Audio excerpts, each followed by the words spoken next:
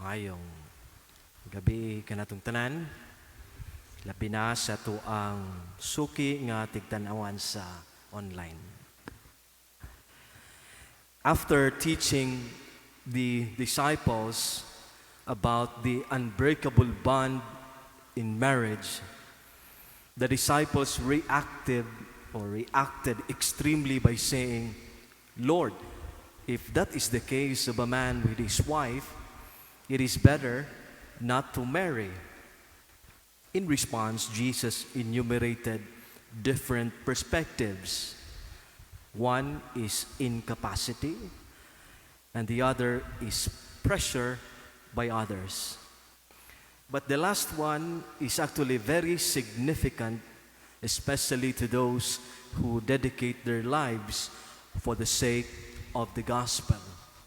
And Jesus said, "Some have renounced marriage for the sake of the kingdom of heaven." Pagkanindot sa gisulti sa Ginoo. Today, we commemorate a death anniversary or the feast of a very selfless person who renounced marriage for the sake of the kingdom of God. Saint Maximilian Kolbe, a World War II saint, and as a child, the Lord gifted him already with a vision. The Blessed Virgin Mary appeared to him bringing two crowns, one from her left and the other from her right, a crown of martyrdom and a crown of purity. He was supposed to choose between the two crowns, but Maximilian accepted both. Ako lang dawato ng duha. Indeed, his choice became a reality. Because of this vision, he became a lover of the Blessed Virgin and founded the militia of the Immaculata while he was studying philosophy and theology in Rome. He spent many years doing mission in Asia, and at the outbreak of World War II, he returned to Poland. He became involved in fighting against war and killing through radio station and religious publications, of course, with political content on it. The monastery where he stayed welcomed refugees, even including the Jews. And on the 17th of February 1941, the monastery was shut down by the German authorities.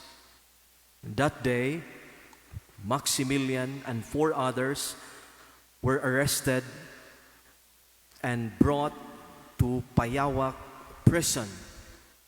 And on May 8, he was transferred to Auschwitz as a prisoner number 16670.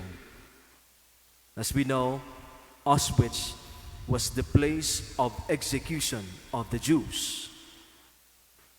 In Auschwitz, a prisoner escaped that led the authorities to choose 10 people to be tortured as a deterrent to those who plan to escape. Panghadlok. One of the 10 was a family man, kept on shouting, "My wife, my children." Maximilian never hesitated to volunteer himself in the place of this family man. Ako nalay dakpa. Inside the cell, he encouraged everyone to pray. And finally, the authorities wanted to empty the cell. He died through a lethal injection of carbolic acid. That's how Maximilian died. He is truly an exemplary of a selfless man who genuinely dedicated his life for the sake of the gospel. Never did he waver in his commitment. Never did he has hardness of heart. He was obedient to the callings of the signs of the times. Even if it demanded life, he never hesitated to offer. And his famous prophetic words resound in our ears.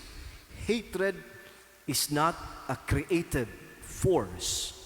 Only love is a creative power.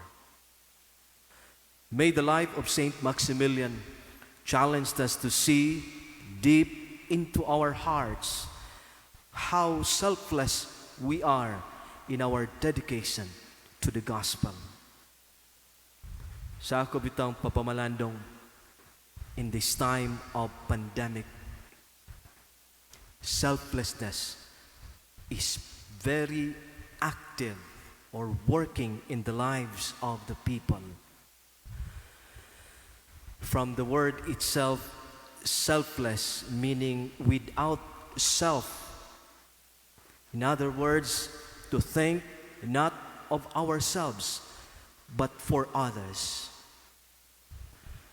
Ako, makaingon pa ko sa akong kaugalingon, pagkahakog gayod nako. Kamo, selfless na ba mo? Or hakog pa? In this time, in today's context, we know it's hard to live a life of selflessness, where culture inspired or influenced us to think of ourselves, to think of our health, to think of money, to think of business, and to think for the good, for the best self-interest. But I think only those selfless people can understand what selflessness is all about. And as coming from Maximilian Kolbe's famous words, selflessness is the expression of love.